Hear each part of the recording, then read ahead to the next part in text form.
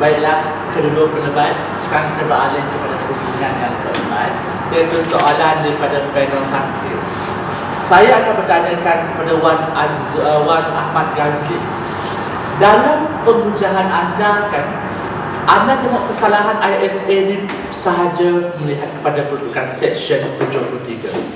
Maka tak perlulah memansuh, cuma pindah sajalah Seksyen 73 tu. Itu yang pertama. Kedua, awak cakap jawapan kepada soalan wakil tersebut, awak cakap untuk kita gantikan ISA ni perlu lihat kepada kanun acara jenayah. Kanun acara jenayah ni banyak sangat prosedur dan juga birokrasinya. ISA ni lebih cepat. Masalah ISA ni lebih darurat, lebih perlukan kepada urgency. So, kalau you tak nak guna ISA, nak guna apa? Kalau kanun acara jenayah yang bersifat lewat ini. Okay, yang ketiga, soalannya, kalau awak jadi PM, awak nak guna tak ISA ni untuk menjatuhkan lawan awak? Dan seterusnya, soalan saya, pengujahan awak lebih lihat kepada penyalahgunaan ISA. Itu bukan masalah ISA. Salahlah orang yang mengaplikasikan ISA. Bagaimana ya? Saya awak komen soalan-soalan rangkai itu.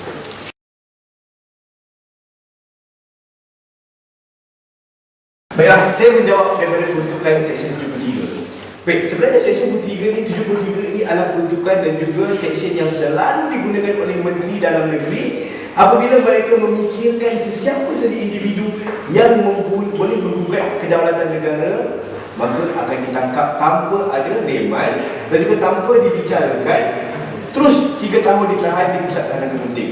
Itu seksyen yang selalu digunakan. Maka pada ini saya mencadangkan supaya dimansuhkan, kerana peruntukan seksyen lain sebenarnya tidak selalu digunakan pun.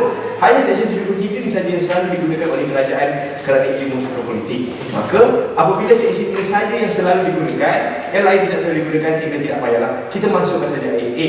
Kerana saya kira hakim juga bersetuju kerana kepada mereka, kerana hakim juga mengatakan bahawa kanun acara jenayah lambat. Maknanya ia masih lagi boleh diselesaikan lah. Kerana lambat. Itu yang pertama. Yang kedua, kalaulah soalan kedua itu kerana acara jenayah ini lambat dalam keadaan yang darurat drastik, maka kita perlukan ISA. Kata hakim, saya kira sebenarnya saya tidak bersetuju dengan keadaan tersebut.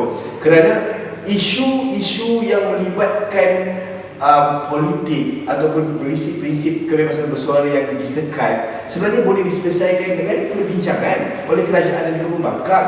Itu yang pertama. Yang kedua, sekiranya pada hari ini anda katakan isu tersebut adalah begini kanun acara itu lambat ataupun cepat, maknanya sebenarnya apa yang diselesaikan oleh ISA boleh juga diselesaikan oleh kanun acara jenayah. Kemudian ISA ini lebih bermotifkan politik.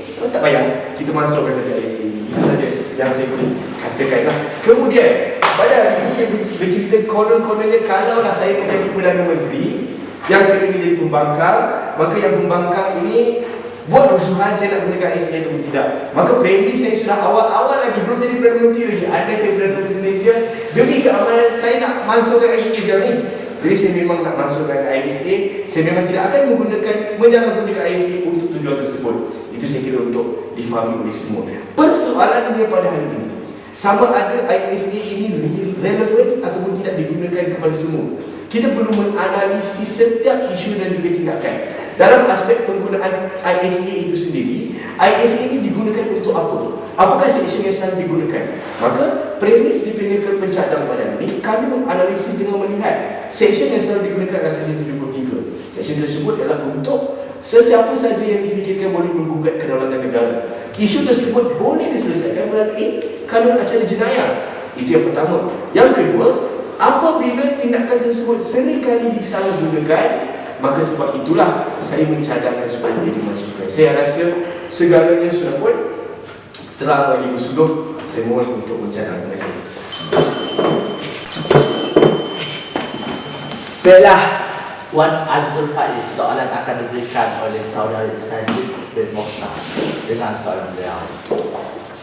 Baiklah, untuk pengetahuan semua, kita sedia maklum bahawa ISA memang banyak masalahnya. Yang paling jelas adalah tiada indikasi yang jelas bagi menjelaskan frasa mengganggu gugat keamanan. Mungkin isu Al-Ma'unah kita jelas. Bagaimana pula dengan isu-isu yang lebih bersifat kepada kepentingan politik, isu-isu bersifat individu, isu Teresa Kok, Joshua Jamaluddin dan sebagainya, sehingga ISA juga digelar ikut suka aku.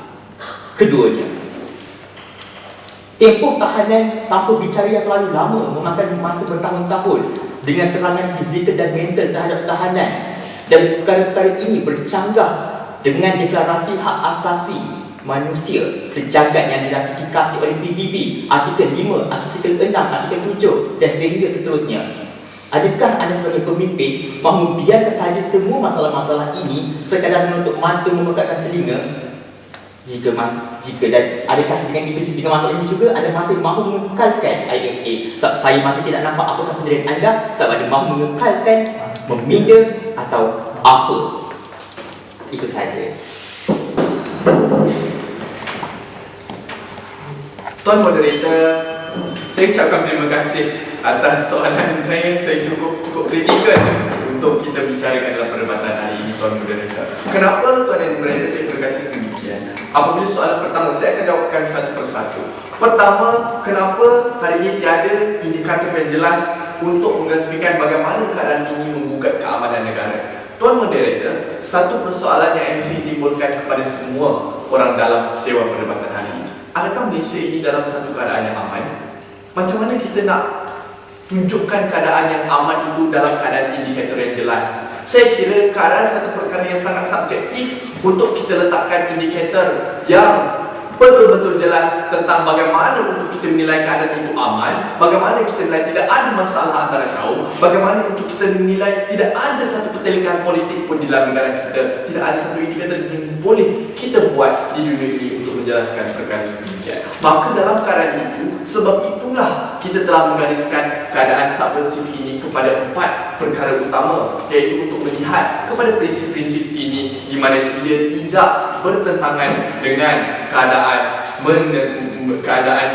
yang boleh kita gunakan dalam ISA ini, Tuan Moderator. Itu soalan pertama. Kedua, hari ini kata Tuan Moderator, tempoh tahanan 3 tahun dan sebagainya ini semua bercanggah dengan deklarasi hak asasi manusia yang telah digariskan di bawah Ketubuhan Bangsa-Bangsa Bersatu. Saya tidak pernah menafikan keadaan ini, Tuan Moderator. Namun untuk pengetahuan hadirin dan hadirat yang ada dalam sesi Dewan hari ini, Tuan Moderator, Akta ISA dan tempoh tahanan serta cara layanan di bawah Akta ISA ini telah pun diluluskan di bawah ketetapan United Nations Standard Minimum Rules yang telah pun diwartakan pada tahun 2008 hari ini, Tuan Moderator. Kerana di bawah piawaian yang telah dikeluarkan oleh Pertubuhan Bangsa-Bangsa Bersatu ini, sudah tentulah ia tidak boleh bertentangan dengan deklarasi yang telah dikatakan seperti deklarasi hak asasi ini. Maka dalam keadaan ini, ISA tidak pernah bertentangan dengan keadaan ini, Tuan Moderator. Dan dalam hal lawatan dan dalam hal layanan terhadap tahanan-tahanan ISA ini, Tuan Moderator, tahanan ISA ini dibenarkan untuk mendapat lawatan keluarga, berjumpa dengan pengguam mereka, mendapat rawatan, kriadah dan sebagainya, Tuan Moderator. Dan sekarang ini, hak asasi yang mana yang telah mereka bocor atau telah mereka halang terhadap tahanan-tahanan ISA ini, Tuan Moderator? Saya kira perkara ini cukup jelas untuk kita fahami apakah motif sebenar pihak kerajaan dalam menggagaskan Akta Keselamatan dan Hidup pada tahun 1960 ini, Tuan Moderator. Ia bukan sahaja untuk menghalang kegiatan yang menyebabkan satu pergaduhan antara kaum dan politik semata-mata, Tuan Moderator. Malah perkara Akta Keselamatan dan Hidup ini satu perkara yang lebih besar daripada satu perkara yang mereka inginkan menunjukkan kepada sisi Dewan. Bukan satu saja fungsi ISA, banyak lagi faktor dan banyak lagi fungsi yang kita boleh kodak dalam perdebatan ini.